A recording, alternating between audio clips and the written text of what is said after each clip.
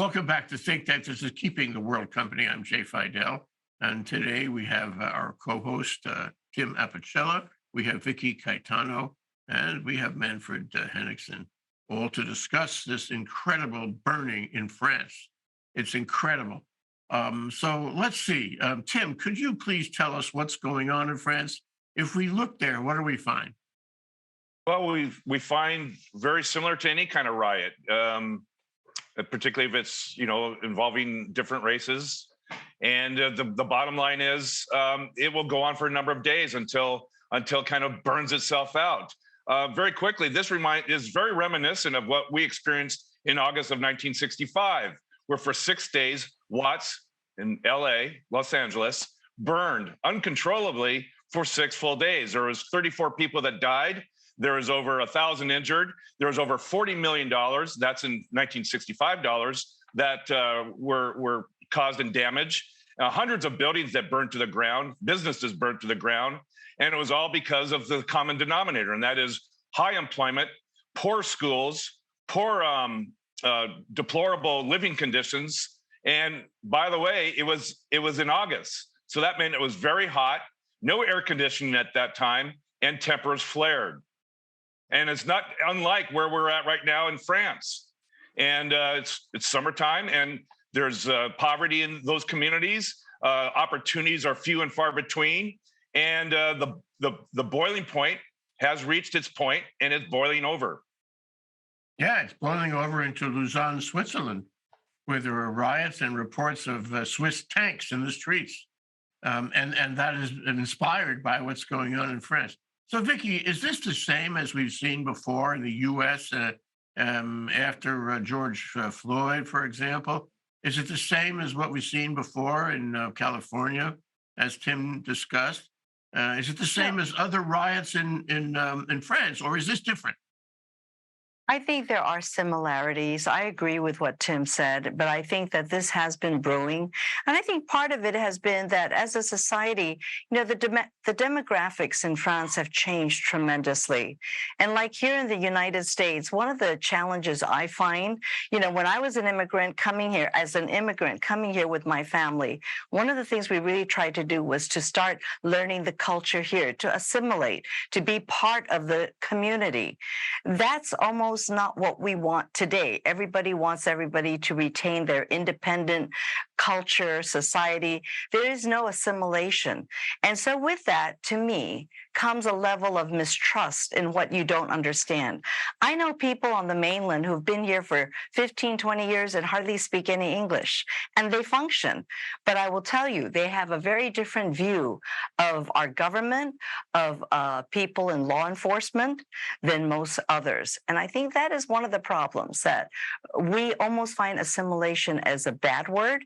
And by doing that, we have all these different enclaves of cultures, and we're not pulling together to a common denominator. And I think that's at the heart of one of the problems that we're seeing there, the mistrust. And then social media, to me, is a big problem.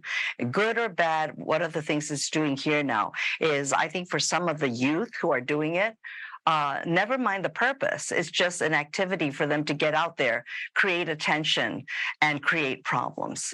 So I think there's a number of reasons, but I agree with much of what Tim said. Okay, there's a lot of threads to follow. Manfred, one of them is handling the migrants, which became a significant phenomenon in Europe, 5 or 6 years ago, and this has got to be connected to that. These are North African migrants and African migrants.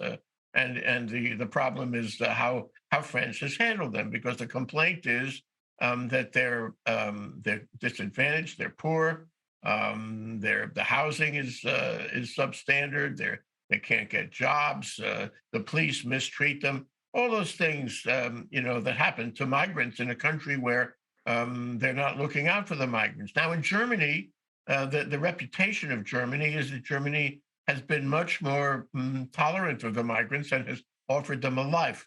Do you agree that Germany has handled migrants, especially African and North African migrants, better than France? Look, the situation between France and Germany is different because You have the post-colonial populations in France. You don't have them in Germany. Germany was not a colonial, I mean, lost its colonial entities after World War I. And therefore, all of the problems that the former colonial powers have today still being connected with the post-colonial people coming into the metropolitan societies that problem does not exist for Germany. In Germany, it began in West Germany with the influx of so-called guest workers, from Italy, Spain, but especially Turkey. You have more than 3 million Turks living in Germany. Half of them are citizens. The other half didn't want to become citizens because they lose then property rights in Turkey. Now you have, look, Germany needs 1.5 million migrants a year in order to replace the negative demography. And that is an issue for all Western societies, you could say, including the United States, because you have this low replacement. So you don't think this is going to spread, this kind of riot and violence? You don't think that's going to spread to Germany? Well, you had riots at New Year's Eve in Berlin, for example, and the very interesting psychological explanation for these riots was it had more to do with the authoritarian upbringing of the young men in these Middle Eastern and Turkish families. The fathers are the firm authority in these families, and the sons rebelled against authority, and they used the firemen who were trying to turn out fires, and the police. They use them in a way as a substitute target for what they cannot do in their families. So what you have there is a very fascinating problem that does not really resemble the problems that you have in France. So you don't think we're going to see the same kind of copycat riots in Germany as we are seeing in the burning of Switzerland? cars, and these battles with police and firemen. You have them in German cities, but especially in Berlin and Frankfurt. So Vicky, there's this whole thing about social media and the emergency law and bringing the special forces on the streets. And what we have now, according to some commentators, and by the way, the best live coverage of this is on Indian television. It's very interesting. If you go on YouTube, there's a number of channels from India covering it on the street. I find that remarkable. In any event, the issue seems to be we have a war going on. They call it a war on the streets. And they say that Paris is burning and other cities. There are a number of cities. And it's not just French kids, who the average age of the people they're arresting is 17, but it's people from outside of France as well. This has happened in, American protests as well. People come from other places. In this case, they come from other countries, including faraway countries. So the question is, what should Macron do? He has not initiated the emergency law, and he has threatened to terminate all the social media. But how can you put this to bed? As Manfred says, maybe it'll just peter out after a while and you just wait it through. But there's an awful lot of violence, and businesses are being destroyed, and cars and trucks and homes and whatnot. There are no limits to what these riots are doing. Mm-hmm. Mm-hmm. Exactly. So, he called a meeting with 200 plus mayors. And I think while it's a general problem with the riots, there are uniqueness to different regions. I have some friends who live in France, and so it's not like one problem is the problem that they all face. So I think he's wise in doing that. But I think soon I understand that things are actually cooling down a little bit, that the riot in terms of the frequency and the intensity is actually lessening. So perhaps they think that they're at the tail end of it. And I think he's being a little cautious doing something that might actually reignite the violence again. But you brought up a couple of interesting things when you were talking about the media from India, providing such coverage. So you look at a country like India, where there is such extreme poverty there. Okay, but you don't see the riots. People there, I mean, France, for all the criticism of it in terms of their attitude in society and beliefs in many ways, you have to say they have built a very liberal social structure in terms of how they take care of their citizens. Part of it may be that a number of those who migrants are not like even people here in Hawaii, don't know how to access some of those benefits that they are entitled to. They continue to live in poverty. They do not have the same kind of opportunities that other races may have, partly because of education, language. Those are the things that I hope that the president of France will really dig in deeply with all the regional leaders in order to come up with solutions that are long-term and not just putting a Band-Aid on it.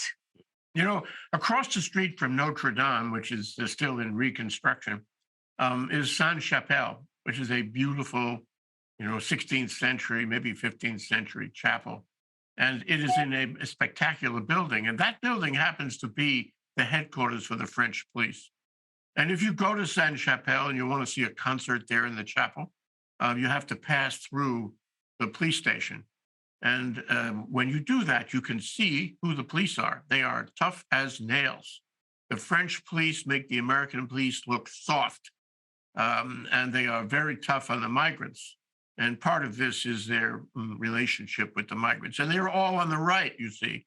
And of course, we have a contention between the left and the right. And the next time we look, Marine Le Pen may be the prime minister of France.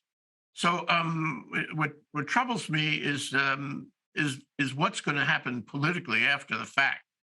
So Tim, has France solved the problems, the social problems that led to this? What should Macron do in order to stay, in the government? Well, that's interesting because, again, if you go back to the United States history in 1965, it wasn't just Watts that was burning. It was Baltimore, Washington, D.C., Newark, Chicago, Detroit. America was on fire. In fact, the term burn, baby, burn was referred to the Watts riots. And so what did President Johnson do? He said, there is great disparity, so I'm going to create the war on poverty. And the Great Society program started to emerge because there was recognition in the United States from suburban America that America was burning as a direct result of disadvantaged centers in our country, the cities. So the Great Society programs emerged and they were passed in Congress. France may need to look at that. I don't know to what degree their social structure is. I think they're a lot more socialistic than the United States is. So I don't know if that's necessarily the end all, the be all cause of it. I agree with Vicky wholeheartedly. We used to be known as the melting pot. Now we're a salad bowl.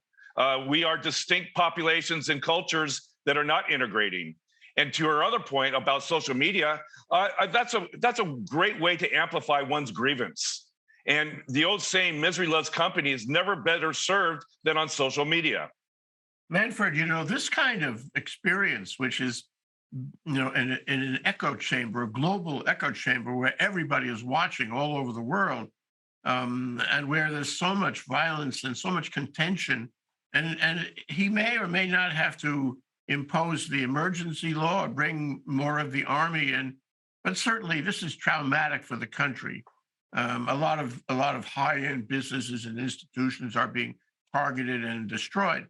So my question to you, and this is a very difficult question, Manfred, but I know you can handle it. How is this going to change, France? Well, I think it has to change. Macron has to overcome his aloofness. This is not only it has not only been an issue with regard to these riots.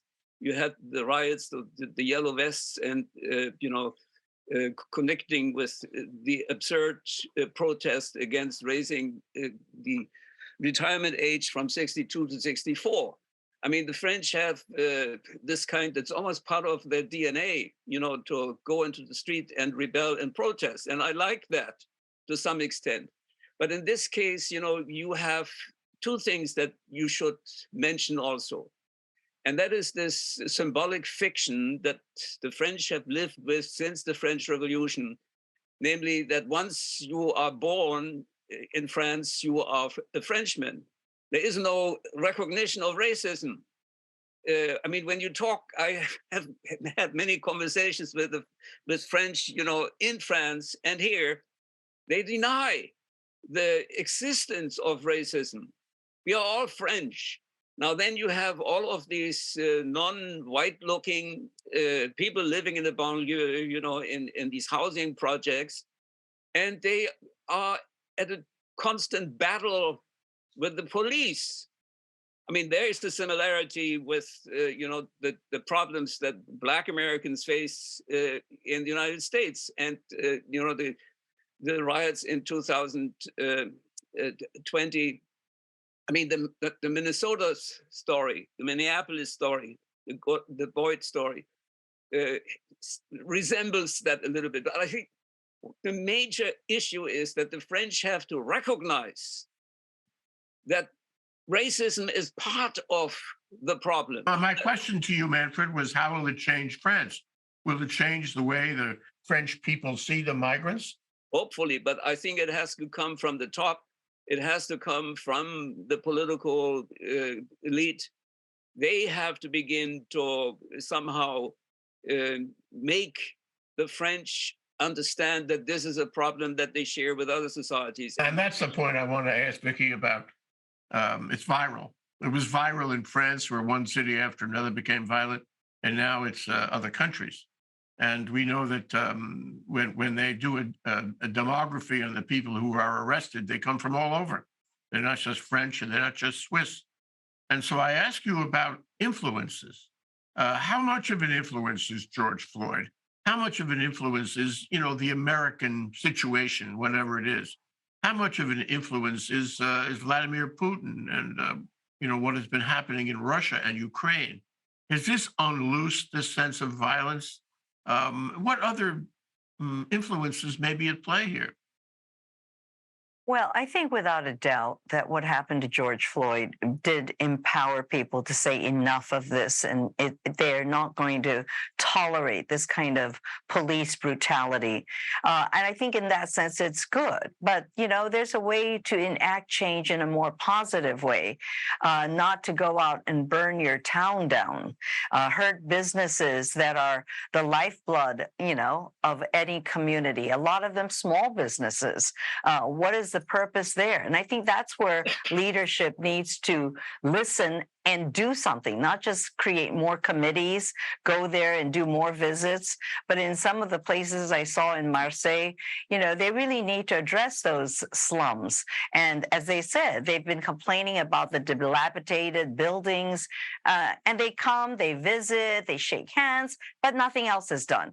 You need to put action, and action is always louder than words. And I think, that's important to show the people who are impacted that you are concerned about social injustice, opportunities. That's what I would do if I were President Macron, because otherwise I think it's going to have a reverse effect and empower the far right, people like Marie Le Pen, to come into power.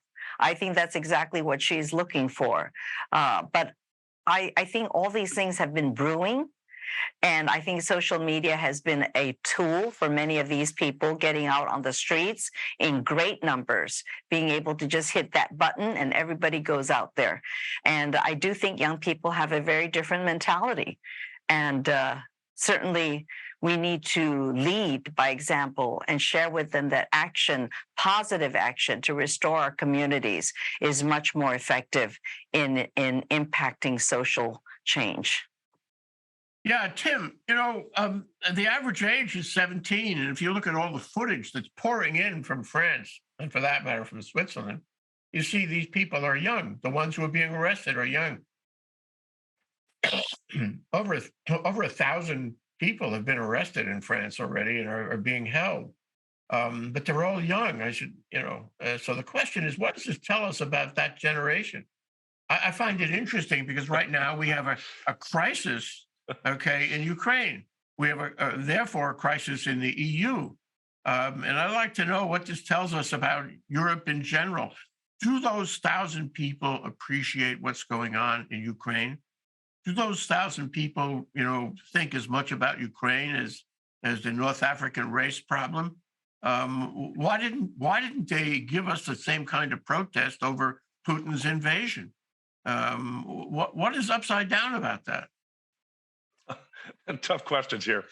Let me first address the age issue. The age isn't that dissimilar from those who participated in the Revolutionary War here in our country. Youth tend to be fairly disgruntled fairly quickly, and social media is the fan, if you will, to flame those fires. And France is no different from any other country where there's lost opportunities for population, and lost. They never were there in the first place. So, youth is a part of the equation here. Also, youth is part of the equation when it comes to history. Why are they not sparking up about Ukraine? Because they don't have a sense of history. They don't have a sense that how dictators tend to take over a country and then they don't stop with that one country. So it's a matter of education and the lack thereof. So it's never one thing that causes social disruption. It's a combination of multiple things. And I think that's what's going on in France. That's why it's germinating in Switzerland. And we may not see that stop just yet. Just like the George Floyd germinated around the world in sympathy for George Floyd because they could relate to George Floyd. But Tim, do you think there's a difference here, if I may just say that, in France, all these young people, they're taken in, but they're going to be released. There's no accountability. They can't hold them. When you relate to the revolutionaries who fought for our independence in the United States, they paid with their lives. Correct. The people in Ukraine are paying with their lives. That's being willing to make that sacrifice. I'm not sure part of this is just a lot of a social rebellion from these young people. They even said that we're just going to be released and we'll be out there again tomorrow. That's a great point. I was in Seattle when we had the WTO riots, and Jay, you made reference to this. The people around the country and other countries are participating in the France riots. We had people from Portland. They were anarchists. That's all they stood for. That's all they participated is any social disruption, they'd get in their cars and drive to that event. I think your point's well made, Vicky, that there is no consequences. There won't be. And life goes on and for another day for them to protest and riot again. Well, you have large things happening here. Ukraine is a large thing. It threatens Europe. It threatens the liberal world order. It threatens all that we have appreciated about the development of Europe, the civil quality of the society in Europe for the large part. But this somehow jeopardizes that because it's a change of attention, isn't it? It's a change of focus. How Manfred, how will this affect a change of focus? Will people be thinking about Ukraine? Will the EU be affected by what's happening in France and Switzerland? EU will be affected by what is happening in France because next to Germany, France is the most important European EU power. And, the impact that some of these riots will have, for example, in Germany, can already be seen. The AfD, the right-wing party, is now the second after the Christian Democrats.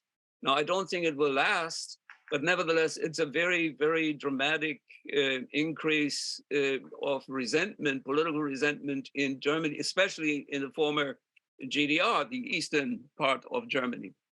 But I do not think your critique, of the protesters in Paris and Lausanne and Marseille for not being affected by, or not being sensitive about the Ukraine is somewhat misleading. I think the protests in France are connected with the unwillingness of the French to recognize that they have this problem. And that all the people in the banlieue, who they say, are as French as we are, never thought that they were accepted as equal French citizens. So what you have there is a symbolic myth that has been hovering over France for 200 years. And I think the French have to overcome that. Now, the politicians cannot do that alone. You need intellectuals, of the writers, professors, what have you. They all participated in the same myth that racism doesn't exist in France. So Vicky, we've heard what's going on. We've seen the the discussion, a large discussion of the causes and the problems in France. We've seen how the government has tried to stop it, and so far maybe they've stopped it, or maybe it's petering out. Undoubtedly, at a point in time, it will peter out. My question to you is this going to happen again? It doesn't sound like the race problem is going to be solved anytime soon. There will be another incident between the French police and the North Africans or other minority groups. Is this going to happen again? I agree with what Professor said about the fact that, France's denial that there's racism in their country is a real detriment to making progress. I think that when you deny it, then there is no opportunity to fix it. Where there are human beings, there is racism. It's how we manage it, how we mitigate the impact to our society. There will always be people who will not accept others as equal to them. But what we need to do is create a society where they are the minority and not the majority. That's really key. But I feel that it's very important for France to start with that acknowledgement, and then from there to really address the disparity. But I do think it goes both ways too. People who are living there, who come from other countries, need to also do their part to be part of society, to assimilate, to be able to feel that they are part of the community. Everything takes two hands to create a handshake. One cannot do it without the other. But I hope that President Macron will certainly take decisive action and not just create more committees, but start showing impact, especially where migrants live, which is really appalling, and to find ways to create opportunities for people across, all races. But I would like to ask the professor, I know you speak in Germany, but one of the things I fear, and my question to you is, do you think that the young people in Germany, especially those who are on the far right, will see this as an opportunity to say, this is why we have to protect in their minds, our country from people from outside our society who come to destroy? Do you think that this will actually empower them to create a different form, but equally dangerous form of protest? Well, look, this exists already. The AfD, the Alternative for Germany, is very strong in East Germany. And I'm afraid, the next parliamentary elections in the states, in the 5 states in East Germany next year, will show that. Now, I do not think the elections in Hesse and Bavaria this fall will give an indication of a rise of the AfD in the western part of the country also. But it is a problem.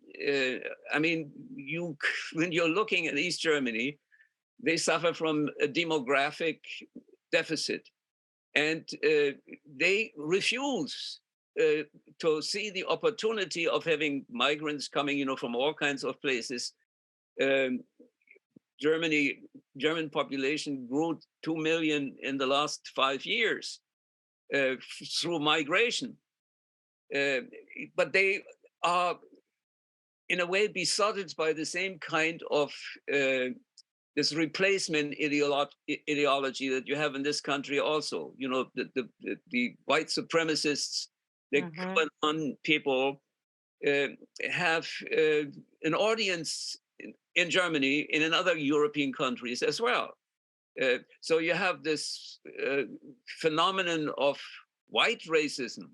Isn't that ironic, Professor? Because as I understand before, didn't the East Germans protest that West Germany was not accepting of them when they came together? and then now they're the ones discriminating. It's very interesting. You know, my wife, some of you know that, was African American. And whenever we traveled to Germany, there was no problem. She liked it, you know, in West Germany. The first time she encountered a racist, we encountered together a racist attitude was in 1990 in Weimar in East Germany. And it was very fascinating. On a Sunday, walking through Weimar, which is the capital of German culture, you could say, Goethe, Schiller, Herder, all of them lived there. We were stared at, you know, as an exotic manifestation of something that seemed to be threatening. I mean, it was absolutely amazing when you felt that, you know, it was physically visible.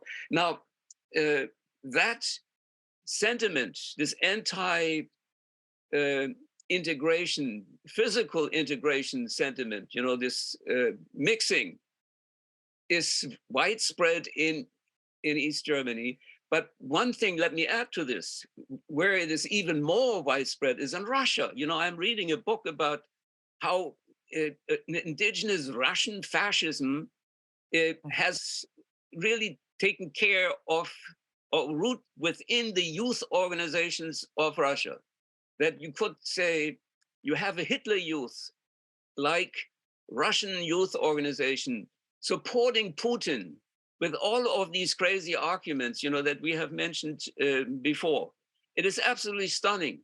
So that if Putin will, for example, die or be removed by someone like Prigozhin or some other characters, some other idiot with the same kind of mentality will take over.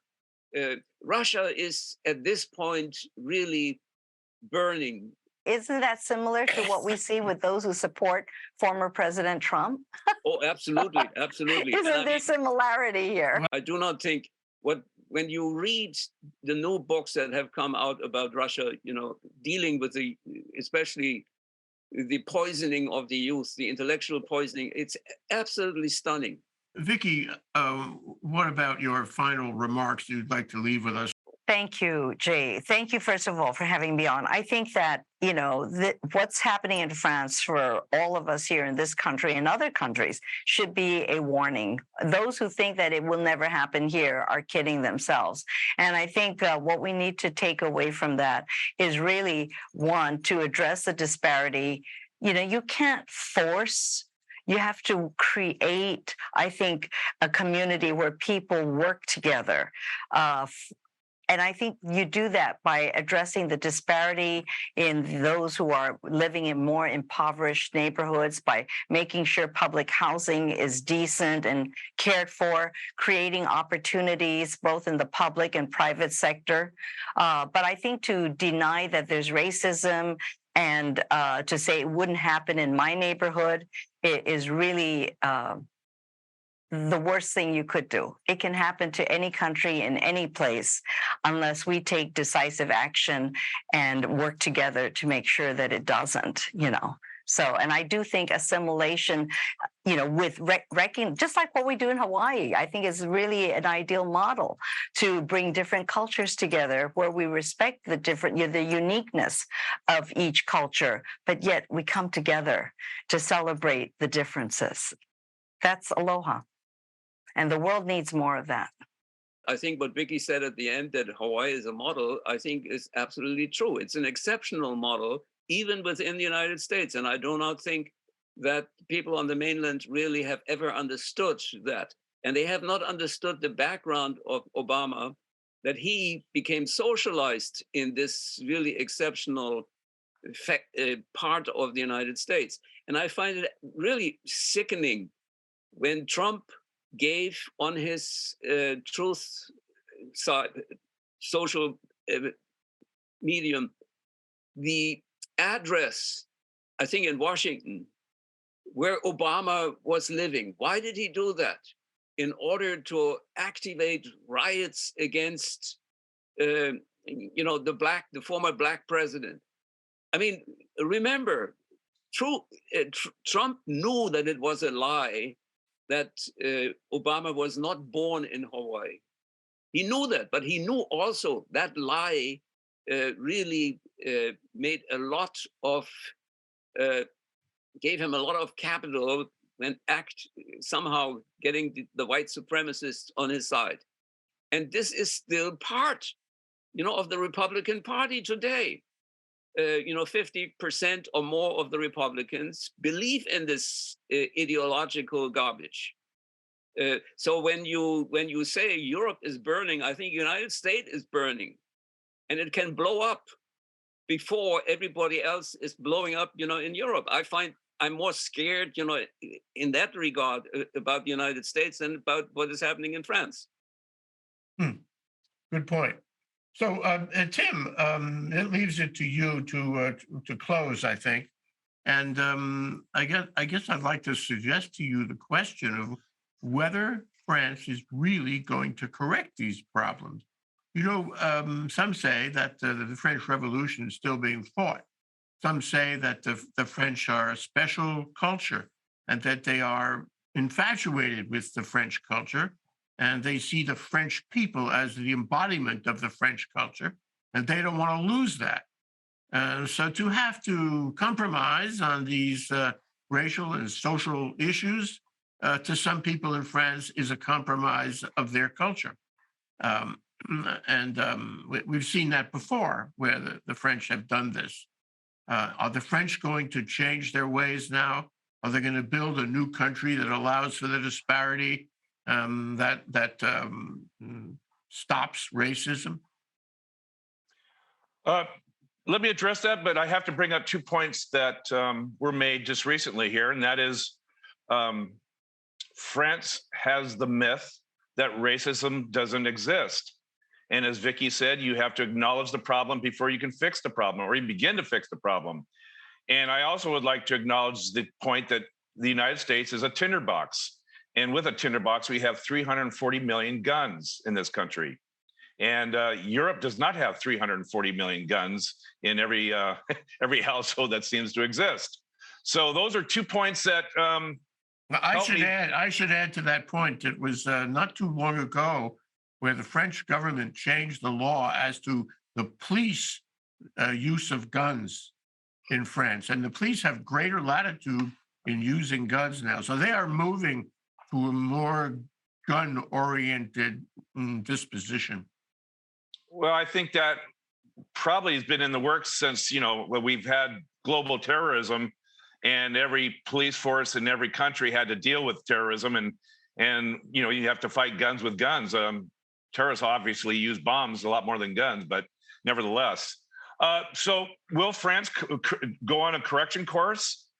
It's awfully tough for a correction course to occur when they don't admit they have a problem. And I think that myth is the center of their problems. Right. Okay, well, let me offer you the chance to close on this, Manfred. Are the French going to fix this, or is it going to continue? I think the French political class and intellectual class will be forced to come to terms with it, because otherwise, the European Union will go kaput, and I think it is on the French and the Germans especially to come to terms with that. And I think the Germans are better off than the French in that regard, because they don't suffer from the post-colonial syndrome. Whereas, the French, the Dutch, the Belgians, the Dutch king just went to apologize for slavery, but the Belgian king still hasn't done it. And I mean, the horror that they produced in Congo, it's absolutely stunning. So in that regard, I think it's the Germans and the French working together, to create this kind of political climate that makes it possible, to take care also of the demographic deficits that all these Western industrialized societies are confronted with. They all have negative birth rates. Now, it's not only a problem in Europe. China is even more affected by it. Japan is affected by these negative birth rates. But I mean, in the interesting thing is, in Germany, they recognize it. And one of the members of Scholz's cabinet recently made this public statement: we need 1.5 million people per year to help us to retain the kind of economic and social equivalence that we have now. That's an incredible recognition, which will also be then used by the AfD, and the other right-wing idiots to empower them ideologically. Okay, what a discussion! Wow, France is in trauma, I would say, and hopefully they'll come out of this soon, and they'll be able to work it out. But I think people in general, including Americans who see France and travel to France, will have to build this whole experience into their view of France. It ain't going to be the same. Thank you very much, Manfred Henningsen, for appearing with us. And thank you, Tim Apicella, our co-host. Aloha.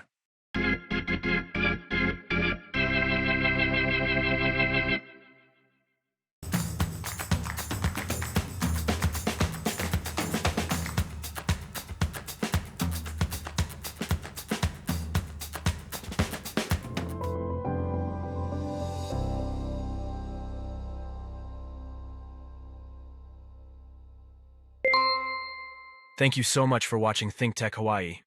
If you like what we do, please click on the like and subscribe buttons on youtube.com/ThinkTech Hawaii. You can also follow us on Facebook, Instagram, and LinkedIn. And check out our website, thinktechhawaii.com. Mahalo.